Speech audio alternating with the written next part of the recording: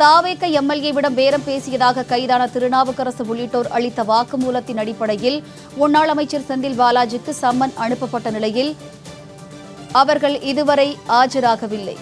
இது தொடர்பான கூடுதல் விவரங்களை செய்தியாளர் லாவண்யா வழங்க கேட்கலாம். வணக்கம் லாவண்யா, இது தொடர்பான முழு விவரங்கள் என்ன? வணக்கம் வினிதா. தமிழக வெற்றி கழக அரசை கவிழ்க்க எம்எல்ஏக்களை 35 கோடிக்கு பேரம் பேசிய வழக்கில் முன்னாள் அமைச்சர் செந்தில் பாலாஜி மற்றும் அவரது சகோதரர் அசோக்குமார் ஆகியோர் இன்று சென்னை காவல் நிலையத்தில் ஆஜராக உத்தரவிடப்பட்டுள்ளது. கரூரில் உள்ள அவர்களது வீட்டில் ஒட்டப்பட்ட சம்மனில் இன்று மதியம் விசாரணைக்கு ஆஜராகும்படி சென்னை போலீசார் வலியுறுத்தி இருந்தார்கள். இதன் அடிப்படையில் சென்னை திருவல்லிக்கேணி காவல் நிலையத்தில் செந்தில் பாலாஜி ஆஜராகலாம் என எதிர்பார்க்கப்பட்ட நிலையில் தற்போது வரை அவர் ஆஜராகவில்லை.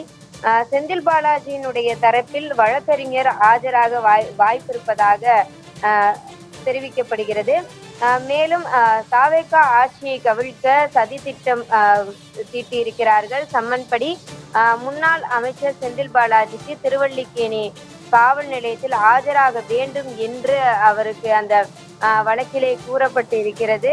இந்த ஒரு நிலையில் முன்னாள் அமைச்சர் செந்தில் பாலாஜியும் அசோக்குமாரும் இதுவரை ஆஜராகாமல் இருப்பது மிகப்பெரிய ஒரு பதற்றத்தை தான் ஏற்படுத்தி இருக்கிறது. ஏனென்று கேட்டால் ஒரு மிகப்பெரிய பொறுப்பில் இருந்தவர், அவர் மீது தொடுக்கப்பட்டிருக்கக்கூடிய அந்த வழக்கிற்கு அவர் உரிய முறையில் பதில் அளித்திருக்க வேண்டும். ஆனால் சம்மன் அனுப்பியும் அவர் வராத ஒரு நிலையில் தான் இருக்கிறார். அதுவும் குறிப்பாக தாவேக எம்எல்ஏ இளையராஜாவிடம் இந்த பேரம் பேசப்பட்ட அந்த புகாரில் கைது செய்யப்பட்டவர்களினுடைய விசாரணை நடத்தப்பட்ட பொழுது கூட அதிர்ச்சிகரமான தகவல்கள் வெளியாகி இருந்தது. அவர்கள் அடுக்கடுக்கான குற்றச்சாட்டுகளை தெரிவித்திருந்தார்கள் திமுக அரசின் மீது.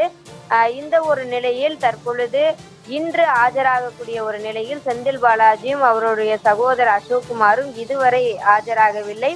இந்த வழக்கை பொறுத்தவரை மதுரையை சேர்ந்த கார் ஓட்டுநர் கிருஷ்ணா உட்பட 9 பேரை காவல்துறையினர் கைது செய்திருக்கிறார்கள் என்பது குறிப்பிடத்தக்க ஒன்றாக பார்க்கப்படுகிறது. வினிதா, கூடுதல் விவரங்களுக்கு நன்றி லாவண்யா.